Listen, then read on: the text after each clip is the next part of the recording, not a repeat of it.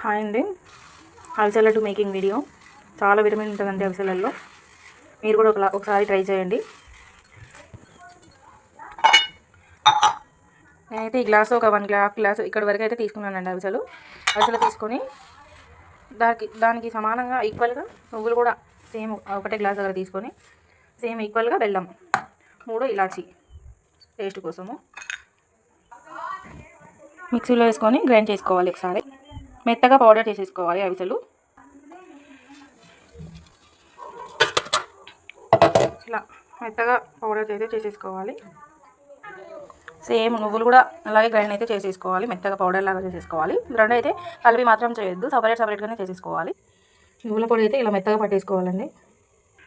మళ్ళీ అవిసె గింజల పౌడరు, నువ్వుల పౌడరు, బెల్లము, ఇలాచి మనం తగినన్ని ఇలాచి వేసుకొని మళ్ళీ ఒకసారి గ్రైండ్ అయితే చేసేసుకోవాలండి. ఫైనల్గా లడ్డూలు అయితే ఇలా అయితే వచ్చేసాయండి. మీరు కూడా ఒకసారి ట్రై చేయండి. వీడియో నచ్చినట్టయితే లైక్ చేయండి. Thank you.